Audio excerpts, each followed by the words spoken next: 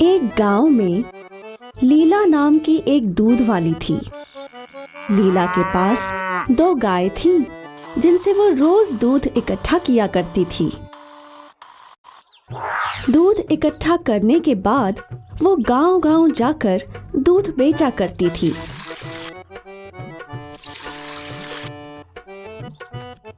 लीला की एक सहेली थी, मीना, जिसकी शादी गांव के एक बड़े व्यापारी से हुई थी। लीला जब भी उस गांव जाती तो वो अपनी सहेली के घर जरूर जाती गप्पे लड़ाने। एक दिन लीला अपनी सहेली से मिलने गई। मीना, मीना, आई लीला। क्या बात है, आज बहुत सज सवर के घूम रही हो? अरे, आज मेरे पति के कुछ मित्र हमारे घर आने वाले हैं। अच्छा, और ये नया हार? हाँ, ये उन्होंने कल ही भेंट दिया। अच्छा है ना? हाँ, बहुत अच्छा है। कितने का होगा? यही कुछ 1000-2000 का। 1000-2000? बाप रे, मैं तो सपने में भी नहीं सोच सकती। बुद्धू, इतनी बड़ी रकम नहीं है। जब तेरी शादी होगी तो तेरा पति भी तुझे हार तोहफे में देगा।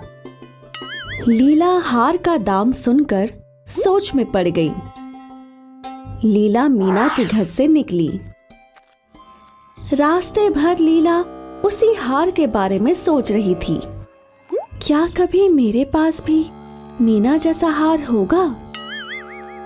उसकी शादी तो एक अमीर व्यापारी से हुई है, जो उसे महंगे महंगे हार उपहार में दे सकता है। पर मेरा क्या? अगर मेरी शादी किसी गरीब से हुई तो? क्यों ना मैं ही खुद पैसे इकट्ठा करके वैसा हार लूं? लेकिन मेरे पास पैसे बचते ही कहाँ हैं? लीला ऐसा सोचते सोचते चल ही रही थी कि उसका ध्यान नदी के किनारे दूध में मिलावट कर रहे नत्थू दूध वाले पर गया। ये तो खुलेआम मिलावट कर रहा है। इसके पास 2-2 घर भी हैं। शायद मुझे भी इसी की तरह दूध में पानी मिलाकर बेचना चाहिए। इससे मुझे बहुत सारे पैसे मिल जाएंगे। ऐसा सोच लीला बहुत खुश थी।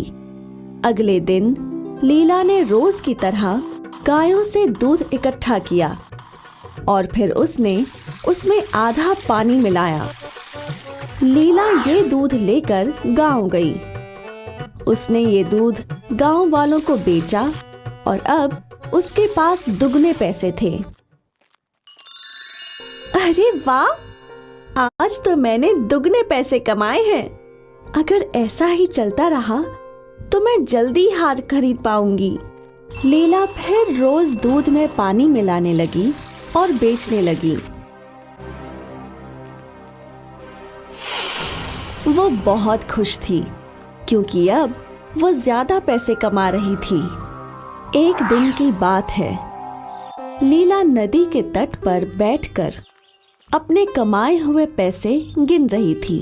201, 202, 203। अरे वाह, मेरे पास तो 200 से ज्यादा पैसे हैं, वो भी एक महीने में।